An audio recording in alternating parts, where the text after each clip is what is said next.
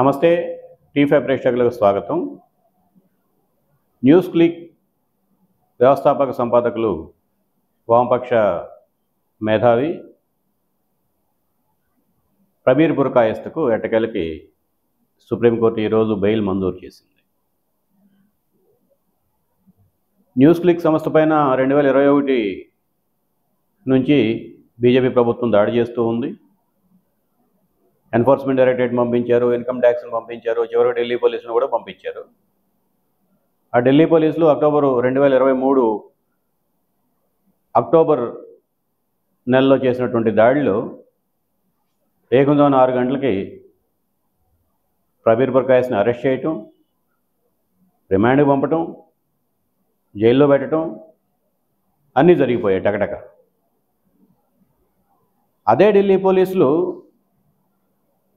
3 ఏళ్ల క్రితం జవహర్లాల్ నెహ్రూ విశ్వవిద్యాలయంలో హాస్టళ్ల పైన ముసుగువీరులు చేసినటువంటి దాడి గురించి, ఆ దాడికి పాల్పడ్డ వాళ్ళు స్వయంగా వాట్సాప్ గ్రూపులు నడిపి వాళ్ళ ఐడెంటిటీసు, ఫోన్ నంబర్లు అన్నీ అందుబాటులో ఉన్నప్పటికీ ఇంతవరకు వాళ్ళని అరెస్ట్ చేయడానికి వాళ్ళకి సాధ్యం కాలేదు ఢిల్లీ పోలీసులు.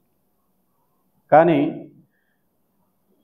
విధానపరంగా ఒక నిర్దిష్టమైనటువంటి వైఖరి తీసుకొని న్యూస్ క్లిక్ సంస్థ ద్వారా, వార్తా సంస్థ ద్వారా ప్రజల్ని చైతన్యపరచడంలో నిమగ్నమై ఉన్నటువంటి ప్రబీర్ బుర్కాయస్ని, న్యూస్ క్లిక్ విలేకరుల బృందాన్ని బీజేపీ టార్గెట్ చేసింది.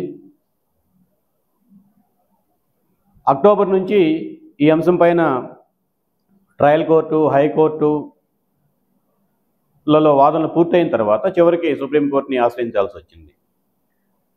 సుప్రీంకోర్టు ఏం చెప్పింది?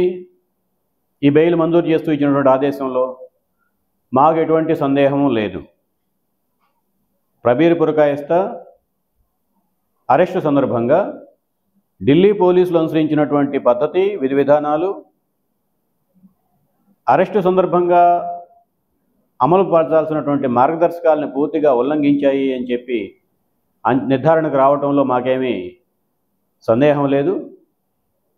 అరెస్టే తప్పు అయినప్పుడు ఆ అరెస్టు తర్వాత జరిగినటువంటి పరిణామాలు అన్నీ కూడా తప్పే, కాబట్టి ఆయన తక్షణమే విడుదల చేయాలి, బెయిల్ బాండ్స్ తీసుకొని విడుదల చేయాలి అని చెప్పి సుప్రీంకోర్టు చెప్పింది. అయితే ఇది ఇంతవరకే వార్త కాదు. న్యూస్ క్లిక్ సంస్థ మీద ఢిల్లీ పోలీసులు చేసినటువంటి అభియోగ పత్రం 7400 పేజీలు. అందులో ఒక 169 పేజీలు ప్రైమరీ ఛార్జ్ షీట్ అని చెప్పి పెట్టారు. ఆ ప్రైమరీ ఛార్జ్ షీట్లో ఏం చెప్పారు? ప్రభుత్వం అంటే ఢిల్లీ పోలీసులు అంటే హోంశాఖ, కేంద్ర హోంశాఖ అంటే బీజేపీ, అమిత్ షా, మోడీ. వాళ్ళు తీసుకున్నటువంటి వైఖరి ఏమిటి? న్యూస్ క్లిక్ సంస్థ, ప్రబీర్ బుర్కాయస్త ఆయన బృందం ఎక్కడెక్కడైతే దేశవ్యాప్తంగా ధర్నాలు, నిరసనలు, ఆందోళనలు, ప్రభుత్వ విధానాలకు వ్యతిరేకంగా, లేదంటే కొన్ని డిమాండ్ల సాధన కోసం, ఉదాహరణకు రైతు ఉద్యమం, అవి జరిగినప్పుడల్లా అక్కడికి వెళ్ళి జనానికి ఆయుధాలు, డబ్బులు సమకూరుస్తున్నారు అన్నది ఒక ఆరోపణ. గౌతమ్ నవల్కా మొన్ననే భీమా కోరేగాం కేసులో అరెస్ట్ అయ్యి చాలా కాలం, కొన్ని ఏళ్ల పాటు జైల్లో ఉండి మొన్న విడుదలయ్యారు. ఆ గౌతమ్ నవల్కా ఇంటికి వీళ్ళు ఆయుధాలు సప్లై చేసేవాళ్ళట. విలేకరుల పేరు మీద న్యూస్ క్లిక్ రిక్రూట్ చేసుకుంటున్నటువంటి వాళ్ళను ఉపయోగించి దేశానికి వ్యతిరేకంగా పనిచేస్తున్నటువంటి సంఘ విద్రోహ శక్తులకి ఆయుధాలు సమకూర్చడం కోసం, నక్సలైట్లకి ఆయుధాలు సమకూర్చడం కోసం న్యూస్ క్లిక్ సంస్థ కేంద్రంగా పనిచేస్తోంది అన్నది ఢిల్లీ పోలీసుల అభియోగం. ఇంకా చాలా గమ్మత్తైనటువంటి అభియోగాలు కూడా రాశారు. ఒకటేంటంటే అందులో ఆ సాక్షుల్ని ప్రొటెక్టెడ్ విట్నెసెస్ కింద మార్చుకున్నారు. న్యూస్ క్లిక్లోనే పనిచేస్తున్నటువంటి కొంతమంది సిబ్బందిని లొంగ తీసుకుంది ఎన్ఫోర్స్మెంట్ డైరెక్టరేట్, అట్లాగే ఢిల్లీ పోలీసులు, కేంద్ర ప్రభుత్వం. వాళ్ళ చేత తప్పుడు సాక్ష్యాలు ఇప్పించి న్యూస్ క్లిక్ వ్యతిరేకంగా, న్యూస్ క్లిక్ వార్తా సంస్థకు వ్యతిరేకంగా, ప్రబీర్ బుర్కాయస్కు వ్యతిరేకంగా కథాలటానికి విశ్వ ప్రయత్నం చేశారు. అందులో ఒక సాక్షి అంటే జనరల్గా ప్రొటెక్టెడ్ విట్నెస్ కాబట్టి కోడ్ నేమ్స్ తోటి పిలుస్తారు.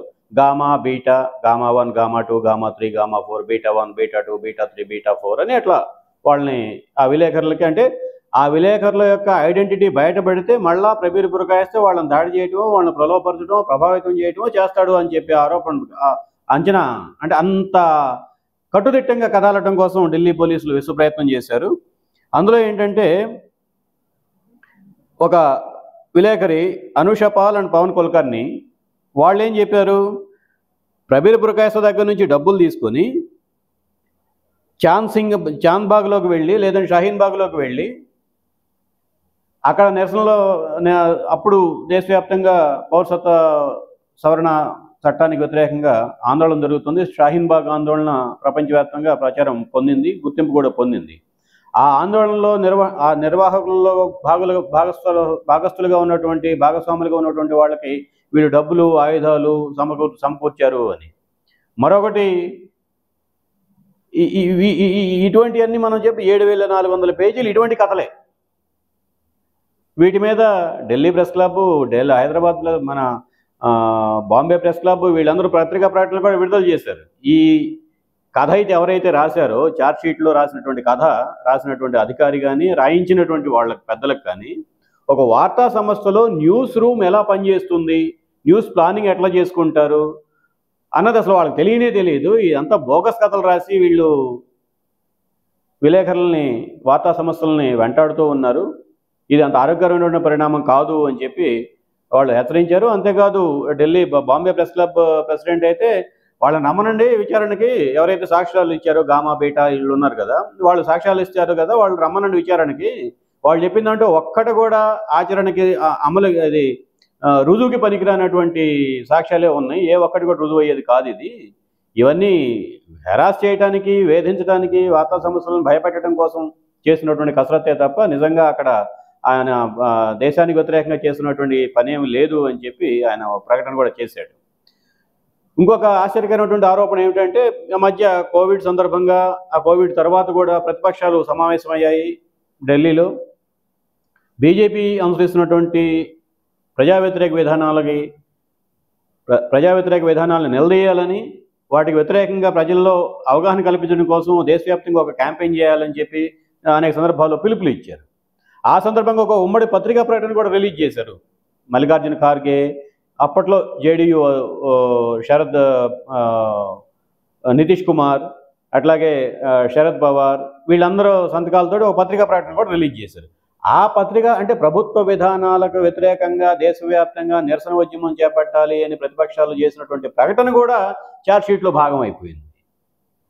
అంటే దారిని పోయి ఏ కాగితం దొరికితే ఆ కాగితం తీసుకొచ్చేసి ఛార్జ్షీట్లో చేసి దాన్ని 7400 చేశారు.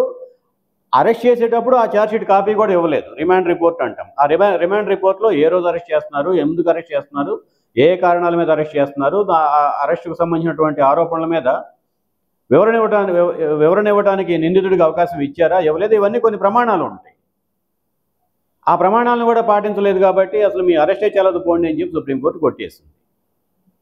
ఈ నేపథ్యంలోనే మనం ప్రపంచ పత్రికా స్వేచ్ఛ సూచికల్లో భారతదేశం నానాటికి దిగజారిపోతూ ఉన్నటువంటి విషయాన్ని కూడా మనం గుర్తు చేసుకోవచ్చు. ఇటువంటి తప్పుడు కేసులు, తప్పుడు ఆరోపణలు, వేధింపులు వీటన్నిటి కారణంగానే ప్రపంచ పత్రికా స్వేచ్ఛ ఇండెక్స్లో కూడా భారతదేశం స్థాయి క్రమేణా పడిపోతూ ఉంది.